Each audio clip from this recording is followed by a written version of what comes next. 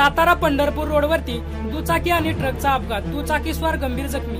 मसवड तालुका माने ते सातारा पंढरपूर रोडवरती दुचाकी स्वाराला एका सिमेंट गाडीने उडवले आहे।